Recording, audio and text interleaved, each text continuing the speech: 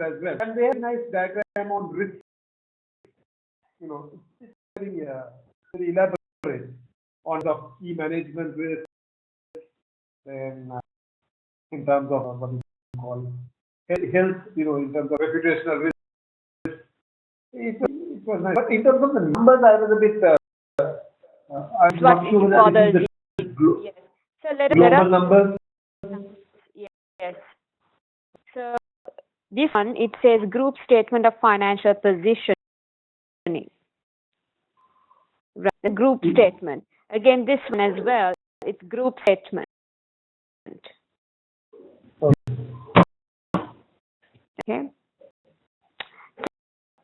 As last time, what I thought was, now let us first look at our homework. We said we look at balance scorecard, right? Are we able to apply the balance scorecard to this particular case, right? Have you had a look at the balance scorecard? That's let me put balance scorecard. To Yakub. Well, I couldn't work on it. I got busy with the kids and stuff. Right. So I want to do it in the midweek, So. Yes. But it would be good. Yeah. Yes. So, how to win? So, what did you think? Now, balance scorecard. What are our 4 quadrants? One is financial. Internal business processes. Internal processes. Finance processes, learning and development, L&D, customers. Development and customers. We'll link these into our study. Okay, they're saying is you improve these, right? Others will obviously improve, right? Anything else that you want to talk about the balance scorecard? The topic that so would you kind of what I did was if you look at the board's broad objectives. Yes. So there are 3 objectives. In that, if you break down, we have objectives. I took 2 objectives are financial in terms of increasing shareholder value through resources, strong high capital. Yes. So they are very specific. 10% growth, then will be your ROE. You can have it for that. Expand restaurants, very specific. Yes. So you can talk about the country. Return on existing restaurants. If you are in cost to income ratio, you need to improve your cost to income. Bit on the non-finance, adapting to change customer requirements, and superlative customer service. So I felt from a percentage point of view, 1, 2 is both finance. I put 5% weightage into finance. Right. Weightage into customer. Yes. In business processes, internal business processes, and development 10. So 40, 45. They are looking at more on the financial. Then about customers, which is the second one, because these are all actually the internal business processes will reflect into your financial. Correct. Customers will financial and your learning development will reflect in of the how the service, how with your customers and with your internal business process. Yes, it seems like all of them will lead to the financial objectives. Kind of, it's the output, isn't it? Yeah. So, and you, Yakub?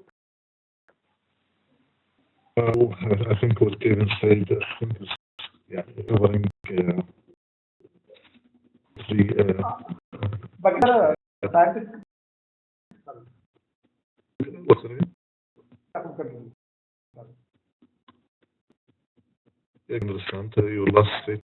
Is there a scientific method in placing the regions on each quadrant for each department as a No, there is, see, that from is the one of top the, level?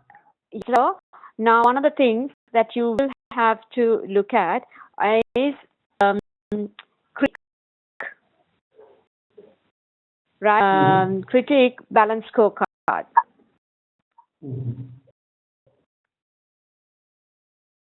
What? Well, like, yes, now it is very easy for us to say, yes, you know, if we kind of go in with a balanced scorecard, it's a very good model. But do you see that the model being adapted by so many companies? Right? You don't see it as much. It is good, but the problem is the KPIs and follow through and things like that. It's, you know, it is very holistic approach. Not that it is bad, but it's of getting people to adapt to it, on KPIs and move towards it. Right? Suddenly, KPIs make you and the company very transparent. Right? You would see there's resistance from the management of certain business units who not want transparency. This is the practical sense, right? The practicality is difficulty in up KPIs, right? In both you have worked, you know, you both are quite mature adults, and you worked in, you know, a number of years. Have you utilized that scorecard? With the scorecard. Yes. In my case, no, not a lot. In the area here, it's not applied in a professional manner, you know, Andrew. Right. Use it, but how effective the tool is used is a different thing here. But it is used. Right. Uses it. Right. Now, I have worked in a number of organizations as well. The other problem is that KPIs, right? So the biggest difficulty is setting up the KPIs, getting agreement, right? Getting agreement from stakeholders. And we struggled, right? Because I remember we were trying to set up KPIs, and we were struggling, you know, what are the targets? What should we achieve? It was a very difficult conversation, right? You think that people would adapt to this pretty soon, and they will like it, but immediately the resistance was, you know, you're monitoring us, kind of thing, right? And they didn't want that. So difficult setting up KPIs, agreement from senior stakeholders was another thing. Then how do you measure it, right? The measurements, including it in systems, right? That became quite difficult. What do we use now? We go to that research to see what are here. Keep the model. Yes. But what so they do now. Still, you do have different KPIs, right? Financial is still financial is one of the key measurements. However, in the balance scorecard, what you're saying is you need to balance off, right? KPIs that will look into these four quadrants and really bring KPIs, talk about it, and then you would automatically get good financial results. But the problem is it is difficult to set it up, right? Yeah, saying that sales function is very specific.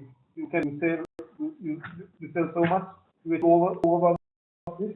It's very, when you're in a financial environment like your, you know, processing, you set it up. You set a very clear KPI. Yeah. for you to monitor becomes very difficult. Okay. Because I remember even Oracle, they set up a balanced scorecard system module, right? But it never really took off the shelf because it was very difficult for them. One will try, but didn't understand was how difficult it was going to implement this thing, right? So have a look at taking the balanced scorecard, which was this difficult thing in putting it into practice. So that's one thing we had. Another one we had was see how KPIs linked to the below in people caring for the environment, community engagement. Did you do anything there? Yeah, I sent the balance scorecard. I just did one. I just the first. But look at corporate, even people under training and development, like even number of training. See, but we should have this. So that's the issue. That will be number of training, at least one training on environmental issues, then for development plans for employees. Yeah, yes, something that is very prevalent is like having a tinder box, right? So you have a training. What is outcome? What is objective? Has that been achieved? I think that, right? There are lots of people who say, okay, fine, you need to enter this training, and we'll all do the training. So what? There are nothing, yeah? Okay. Sometimes it's nice to have, but application is different. Yeah, someone should give at least once a year, one hire, and then control and records of the same should be held by in terms of internal processes. On at least one day should be held for customer awareness programs on care for environment, i.e. disposal of waste, and the awareness of local farmers markets, food concepts. Then area should be most little audit findings for few environmental suppliers, KYC minimum score prior to onboarding suppliers, like no supplier is the environment friendly. You can use this as your marketing tools also. You say that we source our produce, our suppliers are environment friendly. It's for you and for you as well. Yes. The employment scores should be maintained. Like you have to engage how to time are your employees to your vision to improve. I got a few things down in terms of but I could pick up anything. One thing that I thought about, they talked about employees, investing in people. So I looked at it from employee turnover, because in the food industry, they're talking about 57% as employee turnover. But what they say is it's a high note that means the economy is doing very well, where people have options to move up. So people work for a while and move to a but then with this company saturated market, there are growth options, so move employee options. So more employee turnover should be less. And the way they treat people should be seen as low turnover. So that because employee turnover will be cost, onboarding employees, interviewing. Yes. There is a significant cost even associated with exactly those onboarding, those kind of activities, right? Recruitment activities, onboarding activities, the training of it. So quite a number of activities that follow, plus there's an investment that goes through from the side of the company to these employees as they come into the organization, right?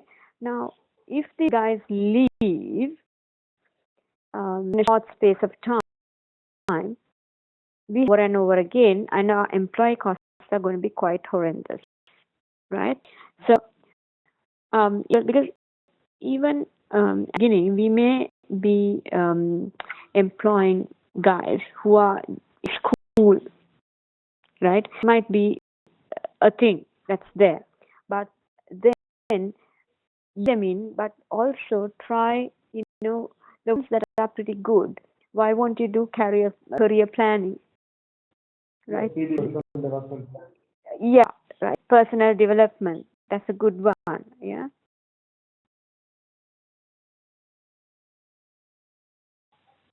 Then training programs. Exactly. Management also the organization. So these are to cost. So, like I said, it's nice to have them, but this organization we're trying to manage costs. Mm-hmm. But these should be there. These should be part and parcel of your long term.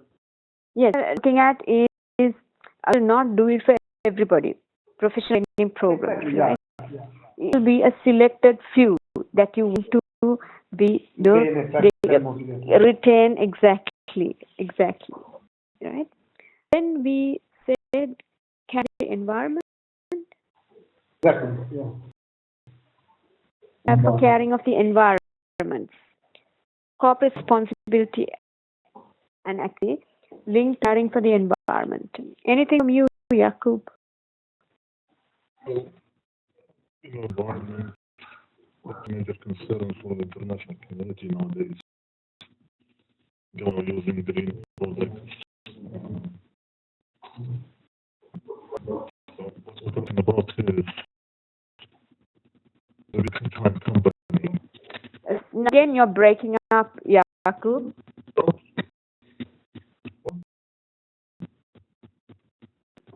Still. When you started off, it was very good, but now it's breaking up. Nothing changed.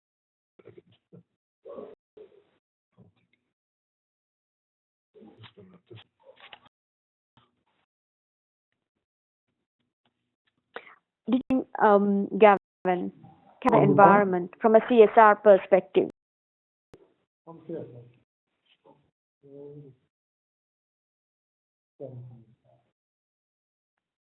Look at caring for the environment, the carbon print.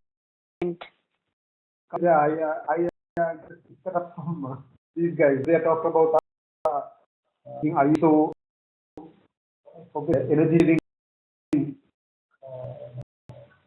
the dominant in terms of right. The equipment they use, in terms of the energy that they use in the kitchen. Yes. So they had gone on that. Okay. Another thing that I can think of is, aiding the farmers themselves. Okay. Right? Because they might be using a lot of, water and stuff like that, which excessive amounts of stuff, which we really do not want to have. Yes. Would come under which quadrant? Under your learning and development or how? No, because learning and development is your employee. Your employee. Correct. So now, I'm talking about my suppliers, as in the customers, right? So, will that customer? Looking at the CSR KPIs linked to the, my homework part, right? So that way, I'm looking at sellers who are farmers, right? Educating and them on this particular topic.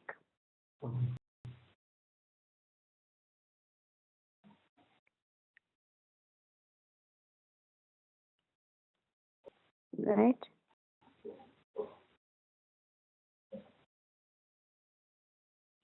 Then speak about community engagement. What are the things that you will do for community engagement? Abdul Yaqub, any ideas on this? One is still breaking. A little bit.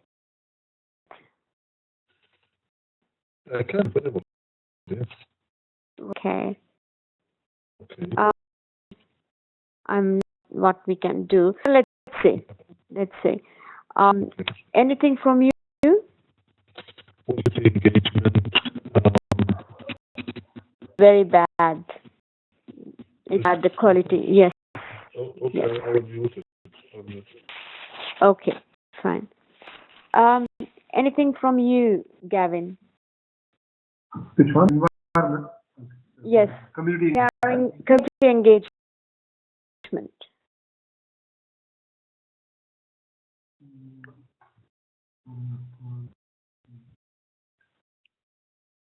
Actually, I could be on custom quarterly basis at least.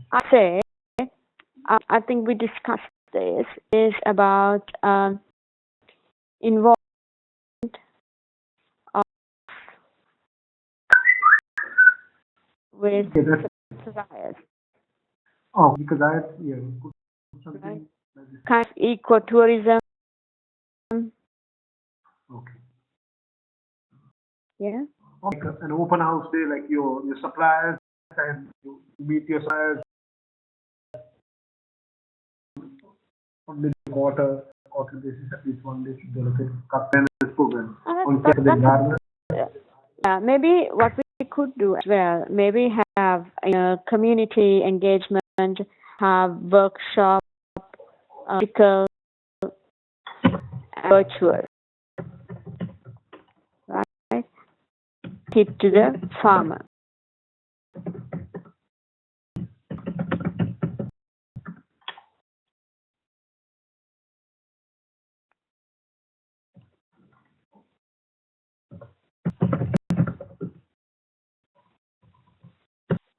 What else?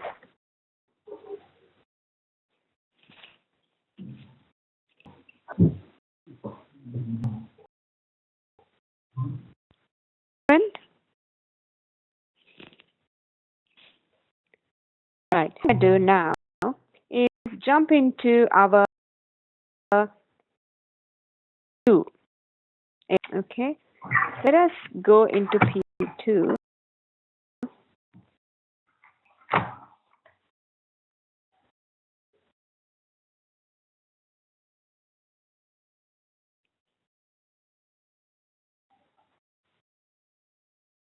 One sec.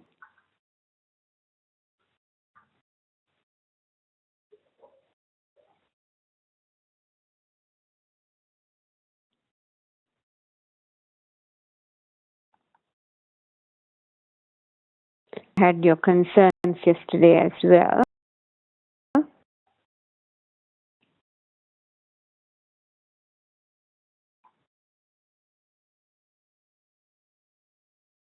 And managing costs. Right. I think this is one of the key topics that we have to look into. Okay, when we look at our costs, we are activity-based costing, and both we can use here. Okay, so activity-based costing. Any views?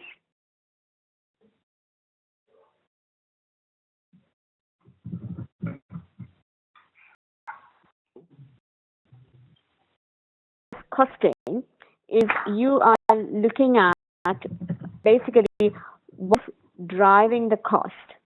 Okay, short-term variable costs that vary with production volumes, long-term variable cost that vary with the range of complexity of production. Right? Now will this bring to our case study? And what do you think?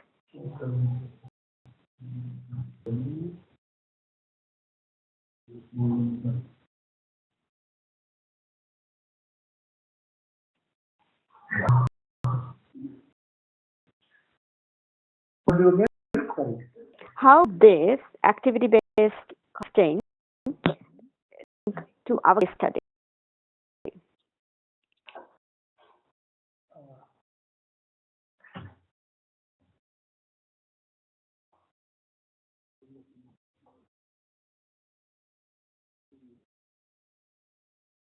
You can decision making, right? This be a big one for you, right? So why will it be a big topic for you?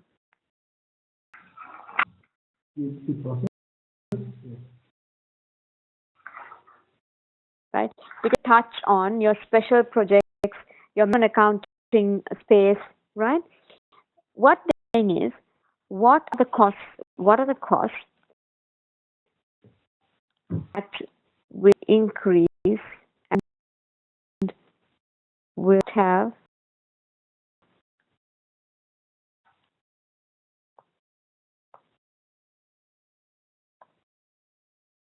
costs that will increase and what will not have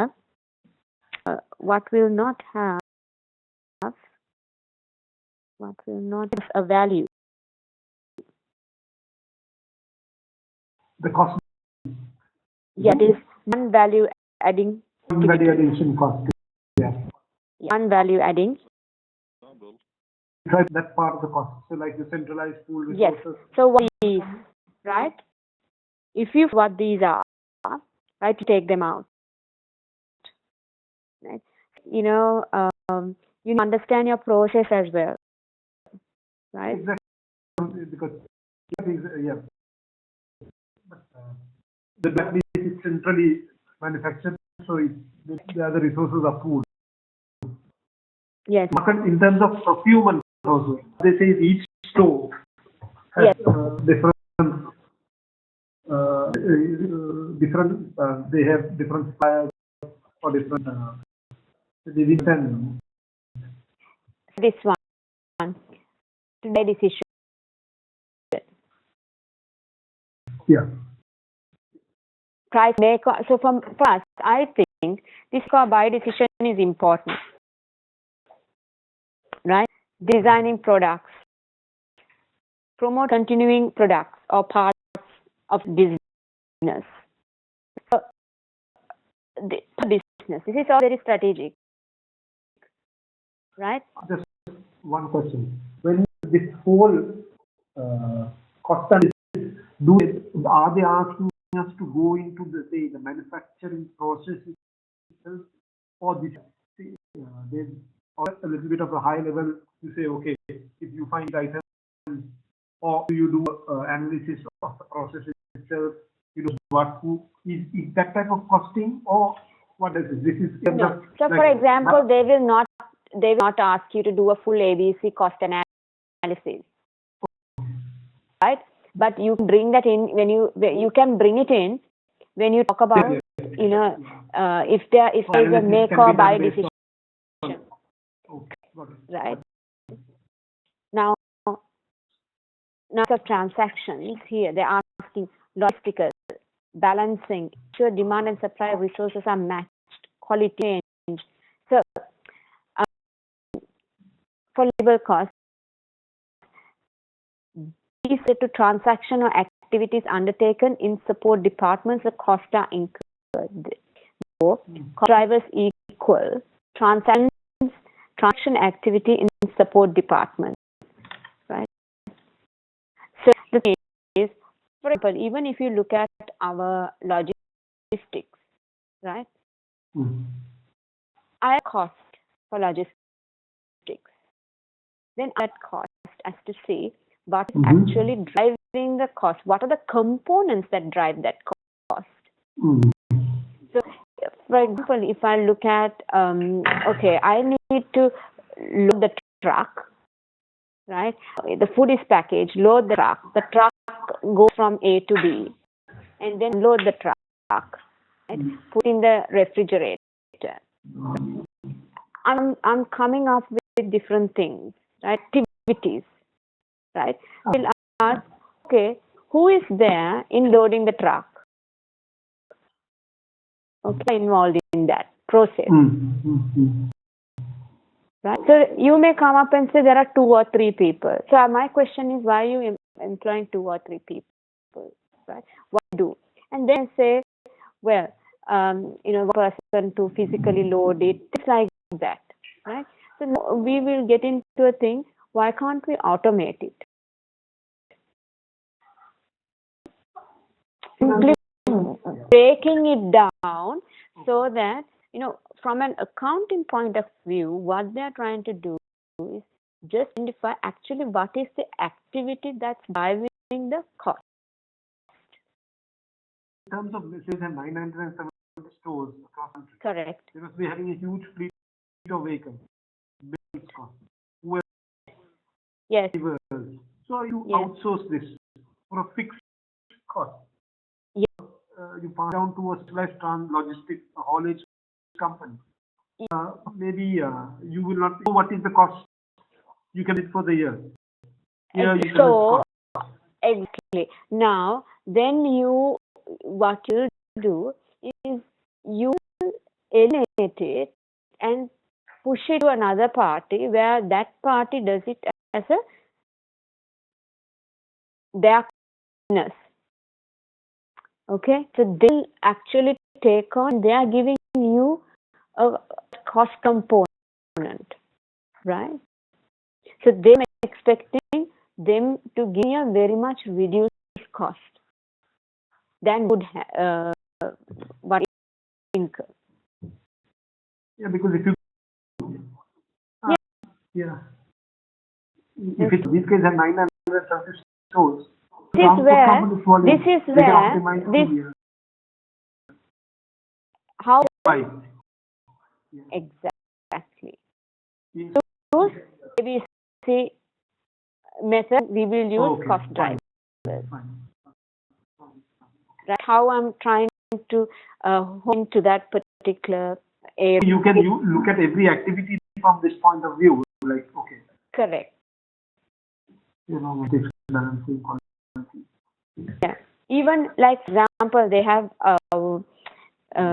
value-adding activities. Then we will, in this business case, first to the scenario, we'll question the logistics. Their own fleet.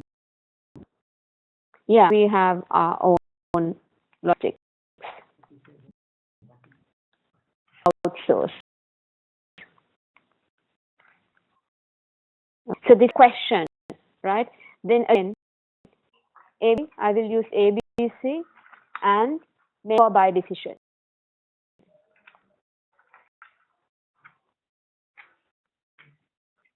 So see where how I'm arriving at this thing. Okay, from continuing products or parts of the business, right? So when you do, store analysis. Isn't a product profitability? In case I want to do a carry out store analysis. Okay. Product. Store. Yes. The reason is as a store. Yeah. Store profitability. Okay. Me, my cost can say suddenly stores are very expensive to run. Right? So find out certain stores are very expensive to run. Is it?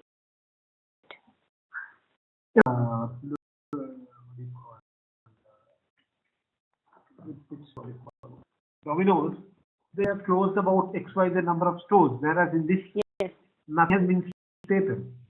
Yeah. I think, like they said, they have very close this thing with their employees. Maybe they don't want to let them go. Exactly. So if the store is not doing well, right? What are the cost drivers? Example, admin office. what do you call the cost, the fixed cost, right? Admin and fixed costs like your rental, etc. Okay, so these kind of costs are there. Then how can I now? If I'm in a market already, my problem is my store is expensive, enough volume, right?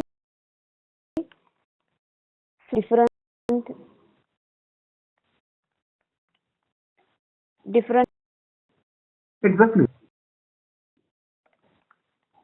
okay, immediately, because why did I shut it down? I shouldn't close it just like that, because it took me a long time to build that, right, that customer base. So I have it, but my only problem is this thing is not giving me enough sales. This is insufficient for me to be stable or profitable. So then I'm going to switch it. It's one way of looking at it. We are very clear on that, isn't it? Yes. Yeah. We don't know what. You don't know, right? But these are the things that will come into your case study. Now, ABC process is activities are performed directly for product, services, customers. The cost pools for activities, right? Activity cost driver rates are calculated as total cost of activity divided by the cost driver. Okay, we will have primary activities, right? Some primary activities, like say, the whole process is getting a pizza to the customer and making a sale. It would be our primary activity.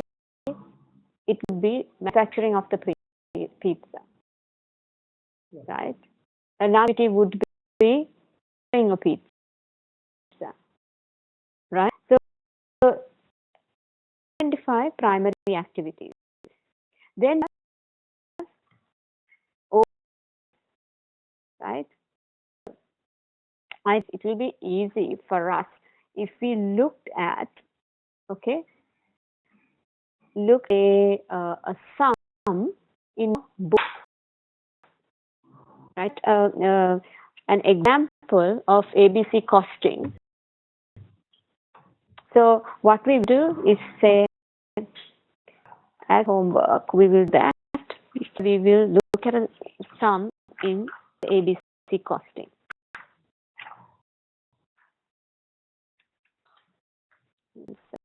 Second, it down.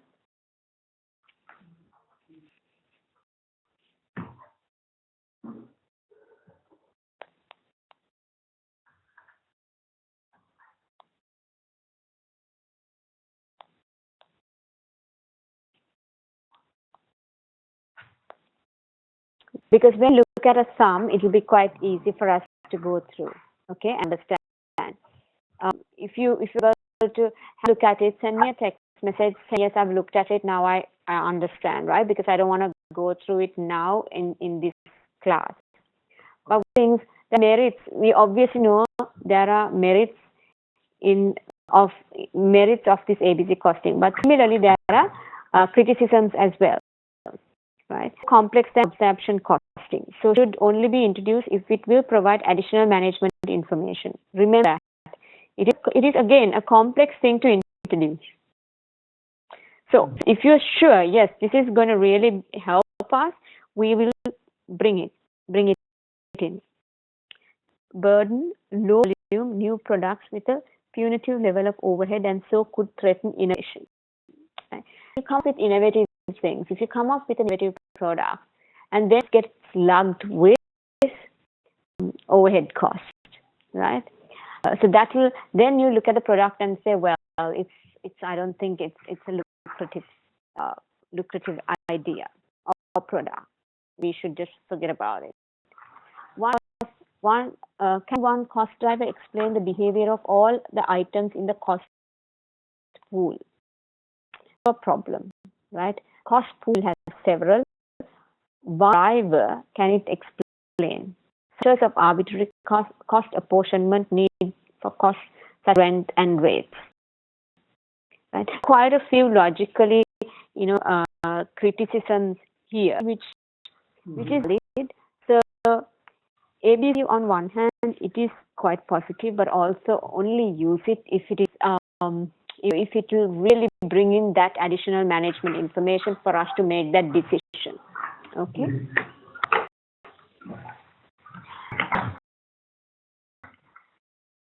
So these are aspects of AM: management, cost reduction, activity analysis, design decisions, cost analysis, continuous improvement, performance evaluation, benchmarking. So all this is part of your activity-based management. And I would say is pretty good for us, okay, because it will really help us to gauge, we are going right or wrong or improvement. However, this needs to come right from the top, right? It's bottom-up approach. It has to come from top, right? You all part of the ABM, right? Manufacturing cost hierarchies of activities, right? So I will not go into this that much. I will go into customer profitability analysis, right? I think we will be able to kind of do this with our current product customers. What do you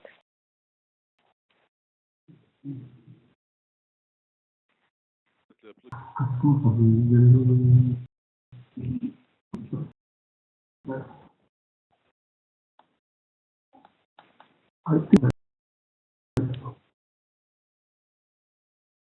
what my personal opinion is that there is very room to increase the cost. Yeah. Increase the price.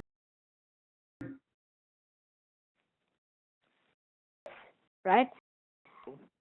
In this, it is cannot kind be of done, but yeah. With this case, we are looking at talking about the by pricing. One second, Jakub, you want to mention something? Yeah. Yeah, A bit patchy, but earlier you were trying to say something. I didn't hear it. Just remove the mic. I don't know if the problems. Now it's better. Yes, now it's better.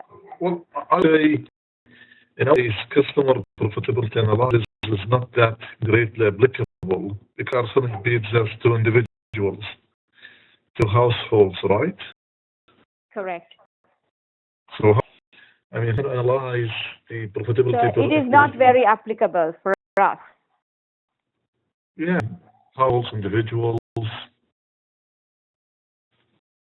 It's not very applicable for us. But one thing I would say, now from a segmentation perspective, not an individual, but segments or geographic location-wise, are we able to analyze as an individual? We can. Yes. So we are going into customer segments.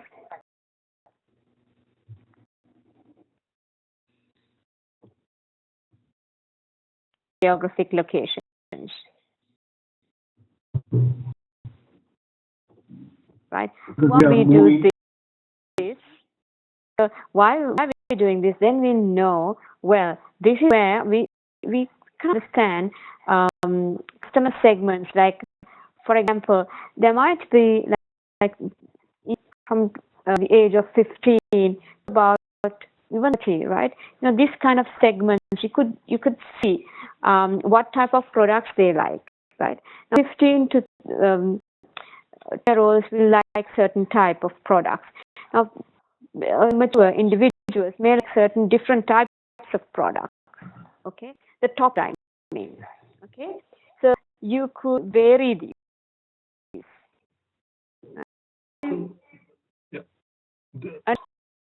Yeah. One other one is you get a lot of people who are vegetarians, right? So that's another type of segment. of customers, right? You can analyze that, and then the reason is because in certain geographic locations you will find there are more vegetarians, right? Or different, you can see what do they like, what do they prefer. Your demographics is quite important, right? Cool. Customer segments. One of the segments you mentioned is the age group. Correct. Which is very interesting to analyze the age group. But how can we imagine calling a shop and expecting them to ask you about your age? You don't ask. No, you don't ask. It's as part of, you give them, like you can, or for example, now you will, let's say we do order something, and we order it online, right? That you can gather a lot of information. You enter your information once, and it's kept, and you can get a lot of information. Then you can also say, right, even if it's a dine-in customer, you'd have kind of tablets there. You can say, well, we'll you want to find out the birthdays for to give promotions and things like that. Right? So in that way, you don't straight go and ask him, okay, age, right? He's not gonna give you. Right, but if you say, well, we do in store, we do give our customers special gifts during birthdays and anniversaries and things like that. So why not? So if you can put in your information if you like. We'll register your information. It's another way of getting the customer information. Correct. It is you're getting more information from them. Great. Yes. Yeah. Because what we are looking at is customer profitability analysis, customer to cost supply, and customer willing to pay.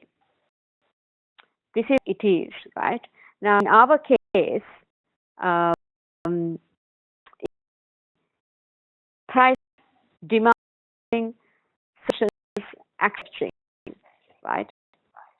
They mostly be in the price conscious area, right? They can be very high demanding, but our service is pretty good, right? This is where we are kind of providing a service of a demanding customer, right? This is the thing that's, I think, making our product and stand out from the market.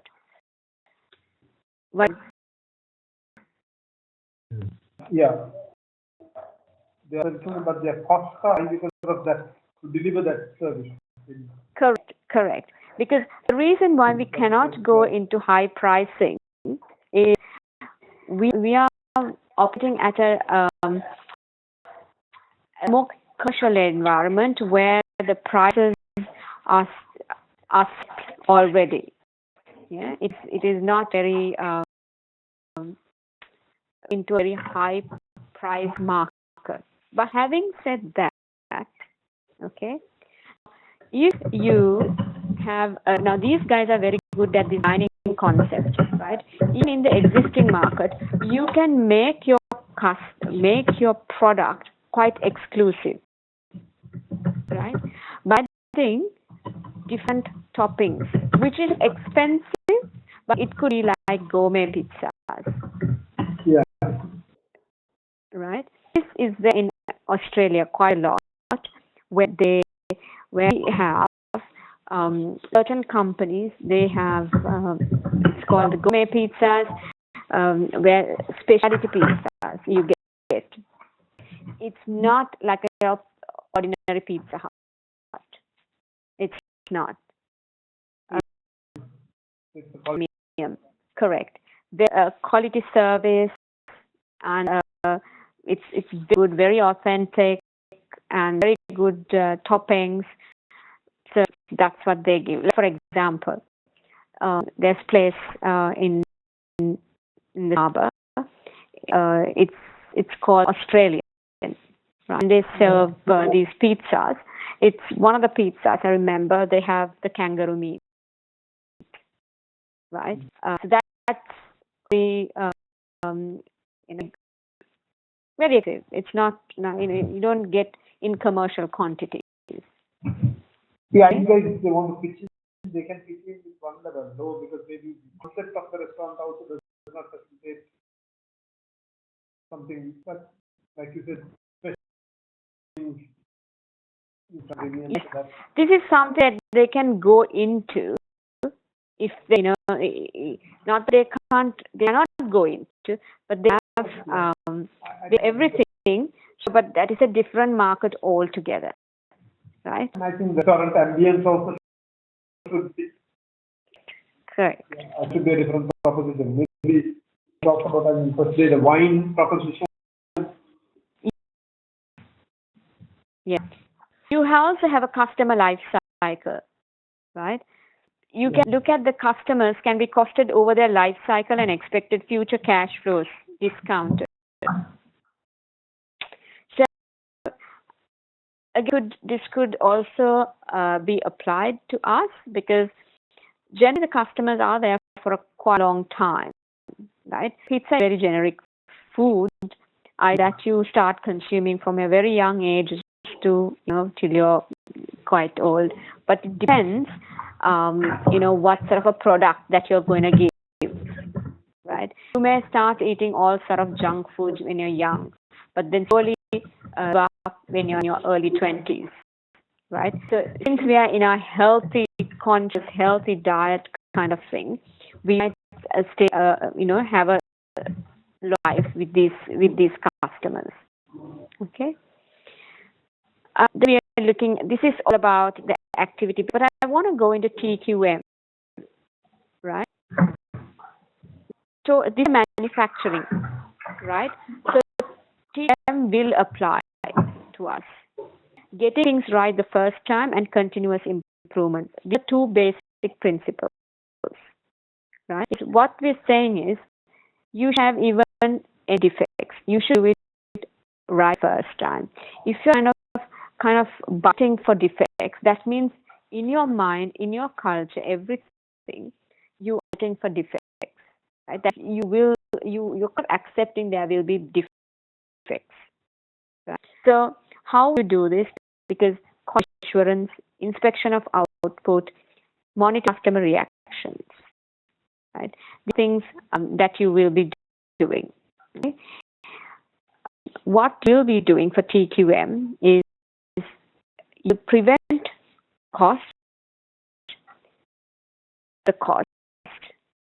failures, cost of failures. Now, if I apply, you can apply TQM to our case study very, very well, right? It'll work.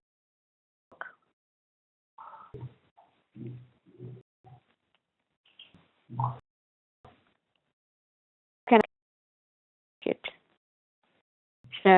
Convention.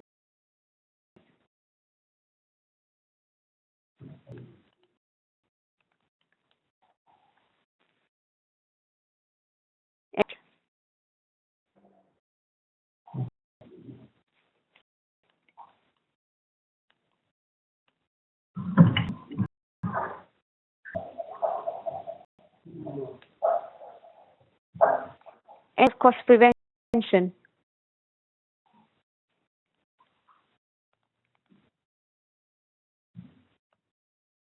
Now, okay, so in quality control. So let's see. Convention is, if you don't train my machine operators, what will happen? My my toppings are a lot of wastage. Right? So wastage in dough,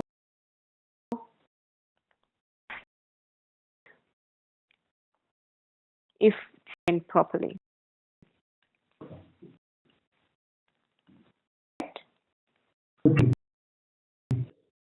Yes, it's basically I train them very well so that they won't do this kind of mistakes, right? If I don't train them, of course, they get trained, they make a lot of mistakes. Learning curve, right? Learning curve, right?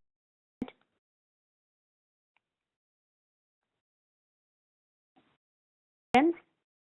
Yeah, so these are the activities that you prevent additional cost. Correct. Yes, Yakub. On this one. Yes. Yes. What about, usual maintenance of our machines, of our, equipment? Does that Correct. Cost of internal failure. Right. Is also machine loss to come in. Definitely. Inspection of good inwards. Cost appraisal. Inspection of good inwards. Now, cost means inspect goods inwards. What does it mean? Quality products we purchase. Yeah. So I purchase toppings. The toppings are not good. Right? I throw them. Okay, properly. If I don't inspect them properly, I have to throw them. Right? That is a cost appraisal that I have to carry out instead of anything that is that's related to our production. What else? Internal failure. Losses due to lower selling prices of sub-quality goods. Right? Due to lower selling prices of sub-quality goods. Right?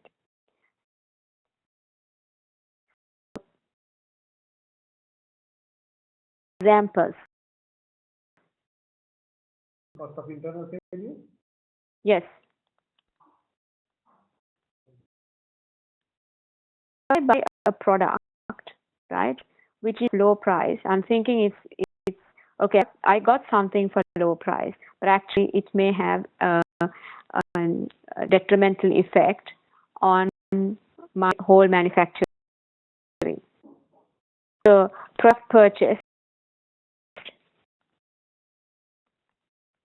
at low price will impact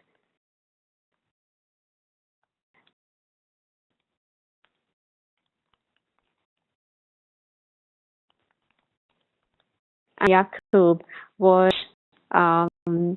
machinery. Yes. So what maintenance of machinery? If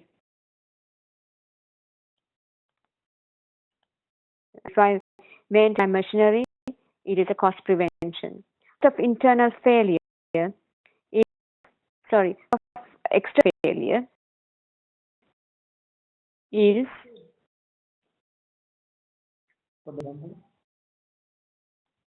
if I look at it, customer service section, right? So our people again, right, service,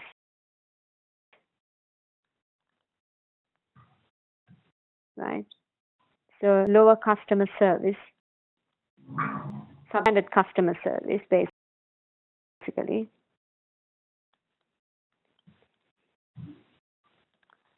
So tomorrow we have that. Correct.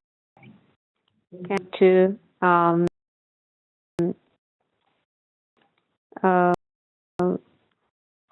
negations from customers, right?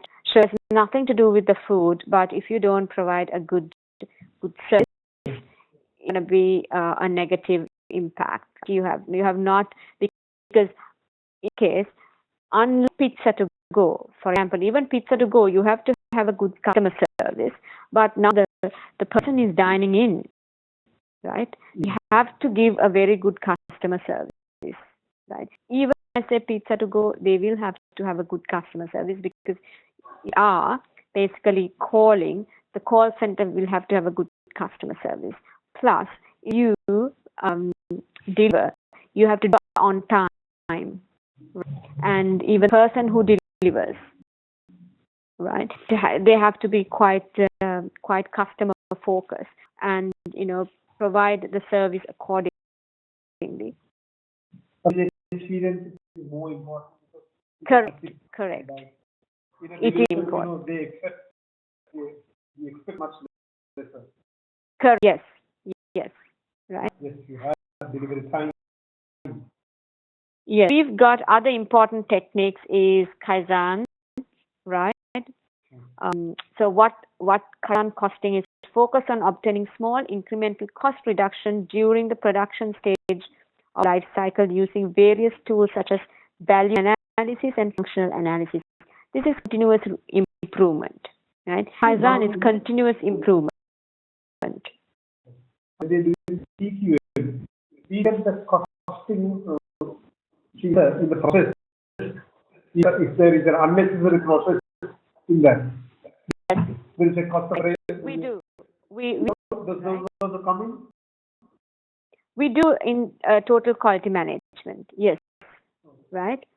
We do because Six Sigma comes as part of the TQM as well, right? Yes. Okay.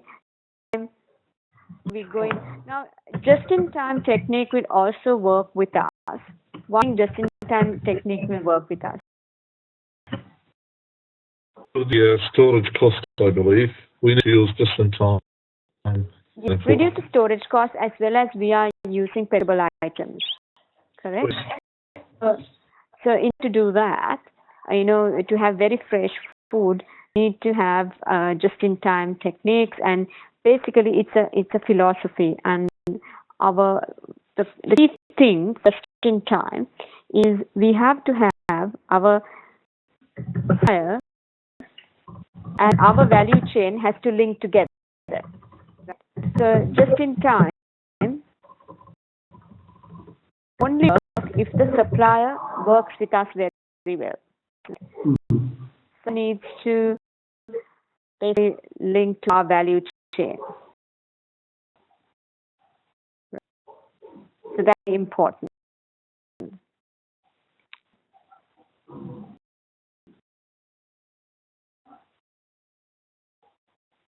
Down, so put accounting. You can have a retreat and say, but we've covered the key ones. So to techniques for enhancing long-term profits, right?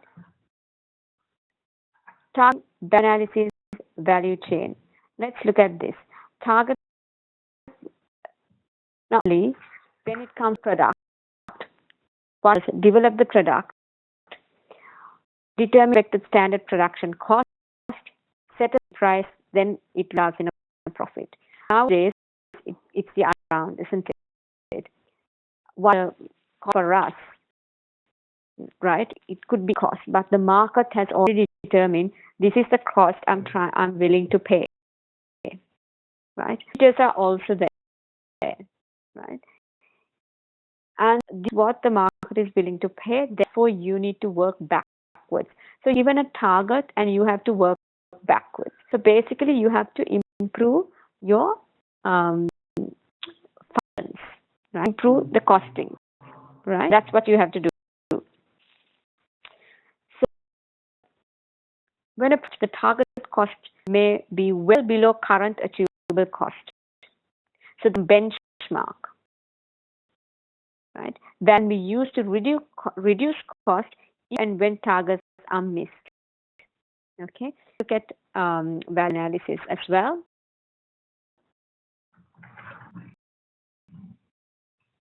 It's a scientific approach to cost reduction, which reduces the material composition of product and product design so that modifications and improvements can be made which do not reduce the value of the product or customer use. So what happens is basically you can use this, right? The reason I'm saying this can be used by this company, Pizza Time, because you got 900 plus restaurants. Little improvements can give you significant profits. Now, in the banks, they do it, right? Say banks like HSBC, big banks, they do huge even from the angle, they will analyze all the processes, right, Gavin? Right? That, little improvement, you not think it's significant, right? Even to the point of, where can we keep the drawers of the, what efficient place? How we, all those things are kind of looked into so that can improve. When you improve globally, it has a massive impact on the bottom line, right? So, they will bring in consultants, right, to capture value analysis and see, are we doing our activity to the best that should processes,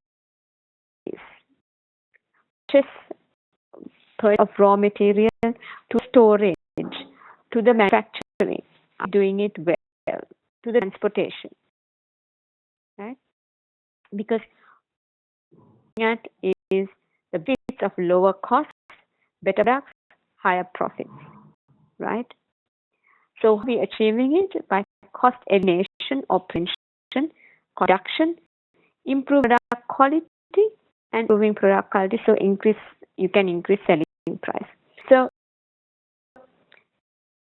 you're eliminating, reducing, and product quality. Right? Are the key things that you have to focus on when you do value addition analysis. Here.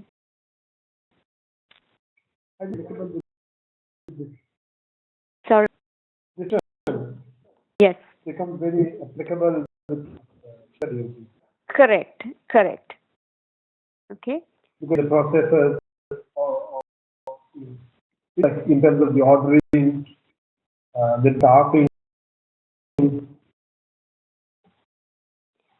in this, where do you think now we have looked at, how we can add? We discuss how we can add value. How can I now apply it into my case? Apply it to this case. Yeah, any views from you first? Yeah, I mean, our main concern, comparing to our competitor is the admin costs. Mm-hmm. So I would start with this issue, the very good.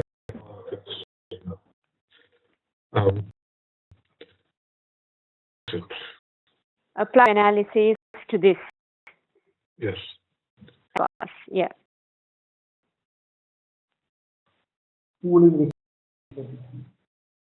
Yes, Gavin.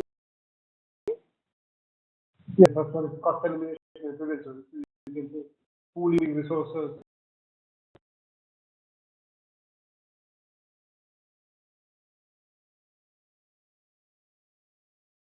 And procurement. Yeah, poolers.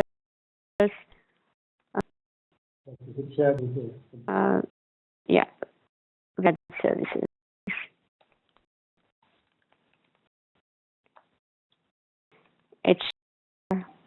Yeah, anything else? I'm looking into the value analysis and analysis into our application. And sorry, what I'm saying is the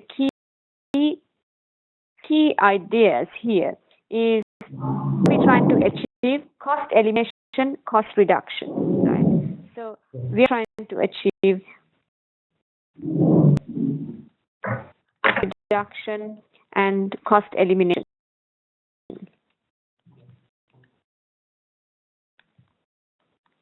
And the product achieve, right?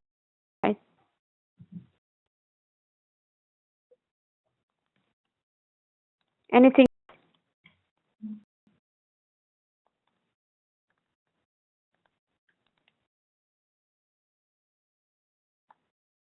Okay, the next one. Value, there's no value chain.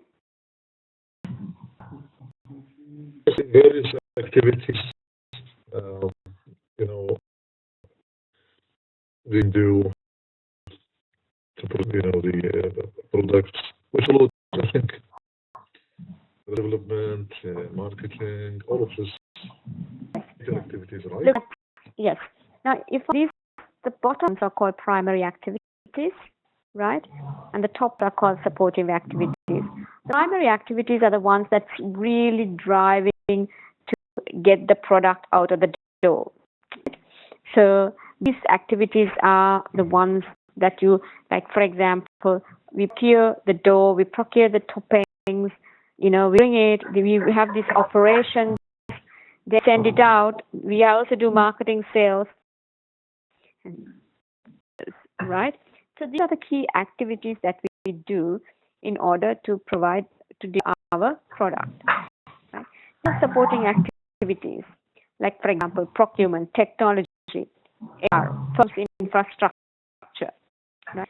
Improvements in here, our margins will start increasing. Okay, what it is. And thirdly, on the top one, both improvements in both. Everywhere. Yeah, will add to our margin. Okay, it's saying we have margins here as well as here. Okay, now the case, our chain for us, just we improving these within not mean much if our suppliers don't improve their value chain. For example, their quality of food has to be pretty good, right? Their way of manufacturing also or growing has to be pretty good and give us good quality produce. Correct? It's not going to give us, our product is not going to be good if product is not good. Like, again, because buying, let's say, cheese for my pizza, it's a key ingredient for my pizza, and my supplier is giving me a substandard product, right? If he's giving me a substandard product, that doesn't help me. That's going to actually affect the product, and it's not. Margins will come down, not increase, right? But this value chain is a competitive advantage. Now, he came with the 5 forces. Then he also came with this value chain. Yes, value chain is definitely can be used as a competitive advantage. Why can you say that it is a competitive advantage?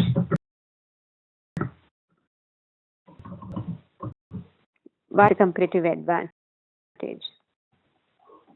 So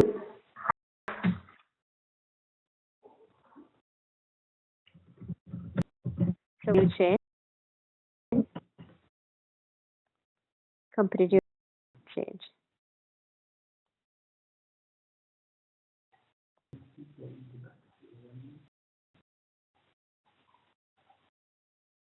Any idea, Yakub?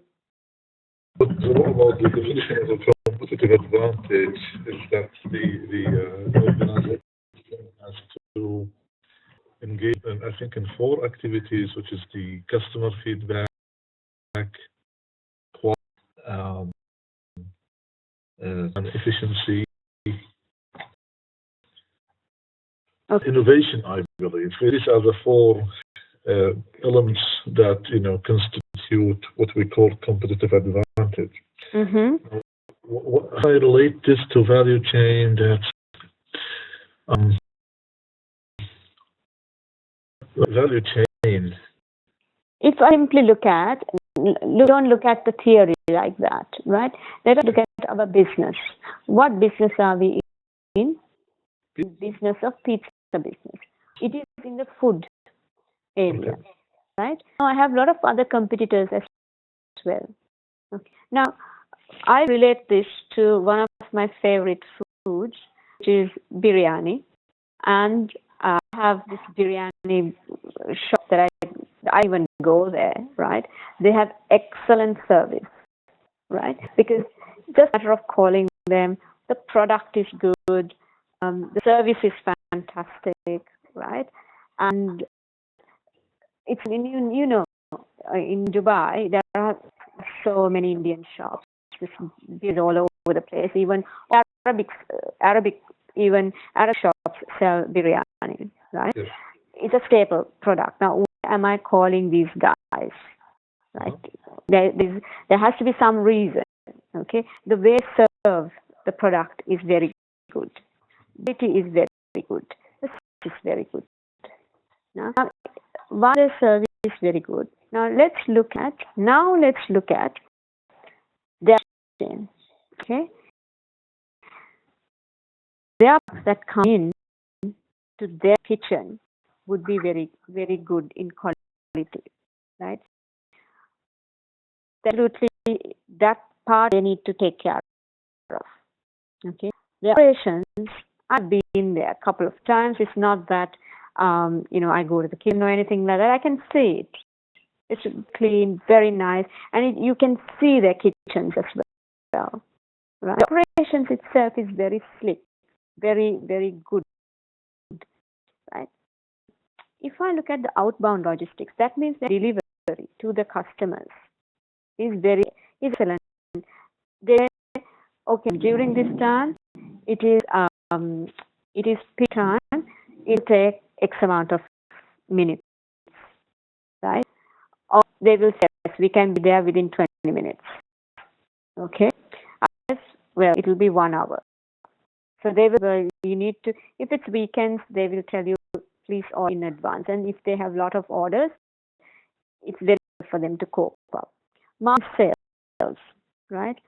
Now, what the marketing sales, and I will also go into their services. As soon as I call them, because my number is registered, they know where I live, they know who I am, they know my preferences as well. So similarly, now in our pizza thing, it's a concept, isn't it? It's a generic product, but how can you make it special? Okay. Can you make it a very, you compete in a very market where there are lots of others in the same market, right? How can you compete? Look at, Coca-Cola, the same thing. They are competing in the drinks market. They own, their market the segment is quite large, right? How can they actually use their value chain, right, in order to a tool, right? They innovate, right? There's a lot of in here in the operation. Outbound logistics. Exactly, correct. Right? Now, inbound logistics, like you just mentioned, there are certain things we can, check where we need to have these facts. Who is tough to us? Who is delivering from our side? Why are we delivering things? Why are we owning this trust? Why can't we give this to someone else? Right? Is there a particular reason why we are doing it?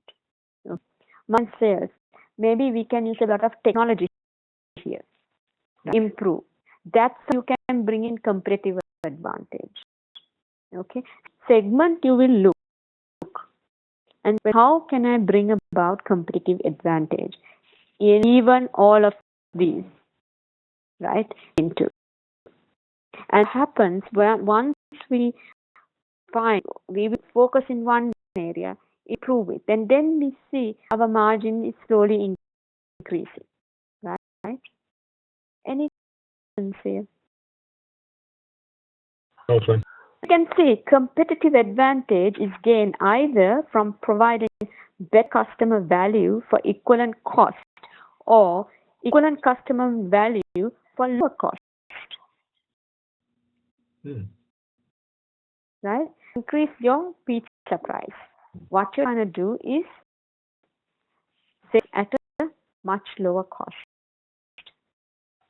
Cost, or you value with the same cost.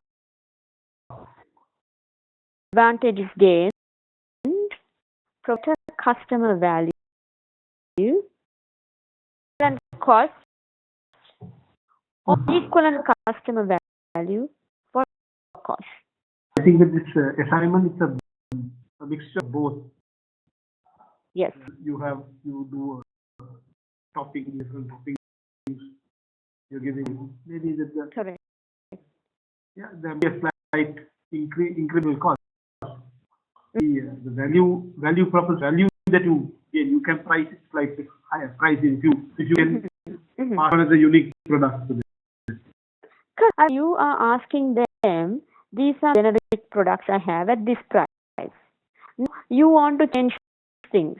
You want to put shawarma toppings, for example. It's a unique thing you're trying to make.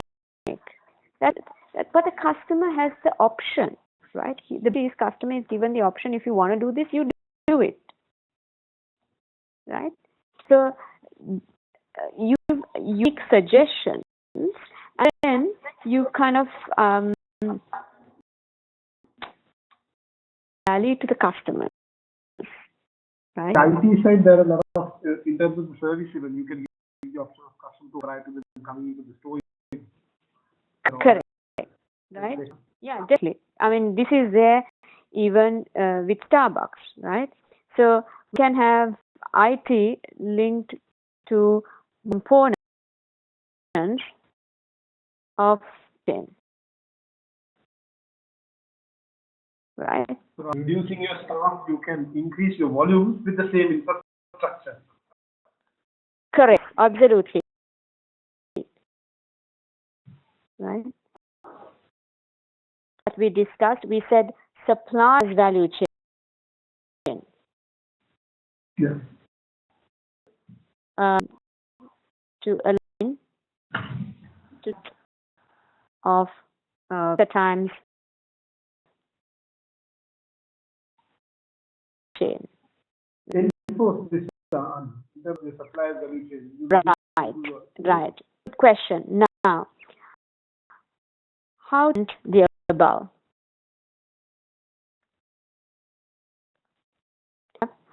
Basically, what we can do is to say,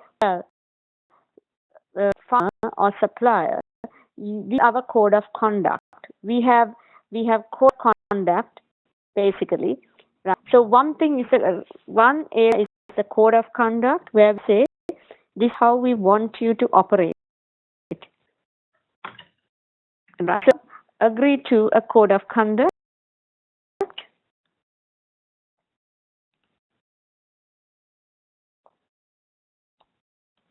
And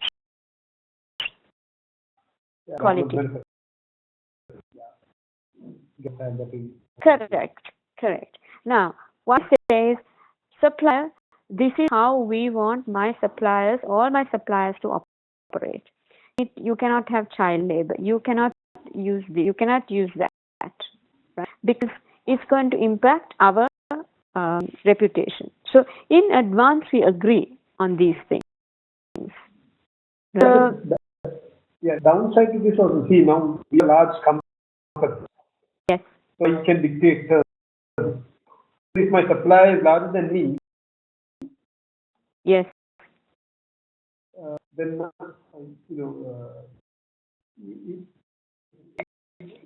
yeah, we can do it. The reason is we publish it. We have a platform awareness where we will bring in the community. As that happens, then automatically there is pressure put on them. Right. It's a small, even if I'm a small player in the market, right? These guys are very big players in the market who has been there for 40 years. Even if I'm a small supplier, what I have only to do is go to my social media platforms, talk about it, right? And this is what our suppliers, I want our suppliers to do, is to make it very sustainable, in order to make myself a good corporate citizen, but also I'm doing so by asking others who supply to us to become good citizens, right? And as this goes, by joining them itself to become marketing tools. Exactly correct. Yes, because I'm advocating a CSR. encouraging others to join, automatically they also are in that CSR program. Correct? Largely market you operate in. Yes, correct. That's it. Now, the third is related to cost planning. Now, life costing learning curves. So one thing, I will at this age today, but can see how we are going through area by area. Okay. Now, what I would want you to do planning strategies and then also look at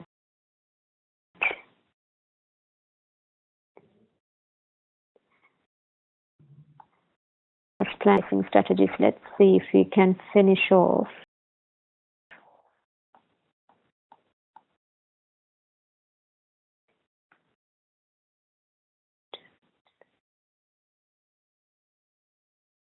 I'm thinking if we can at least finish. So what I would like you to do is do a homework, cost planning, pricing strategies, decision making in responsibility centers, right?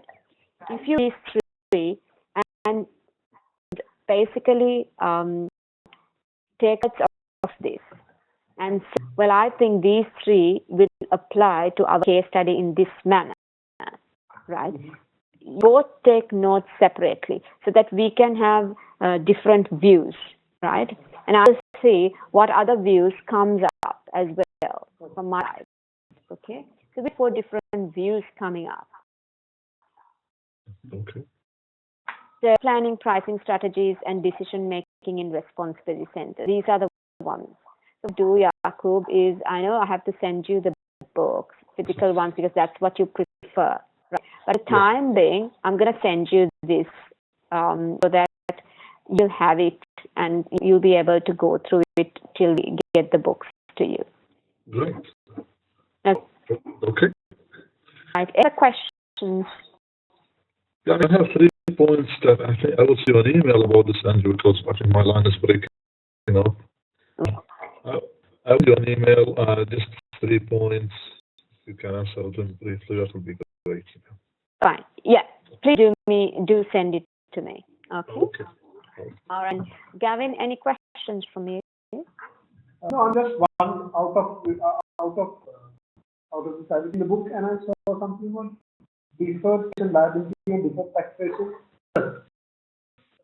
Yes.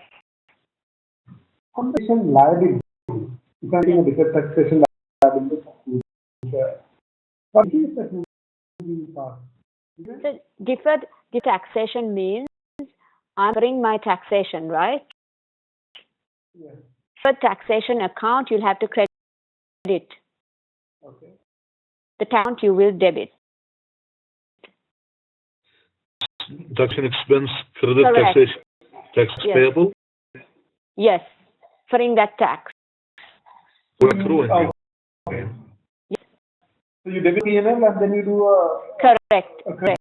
You show the liability as a taxation. Yes. Yes. Sorry.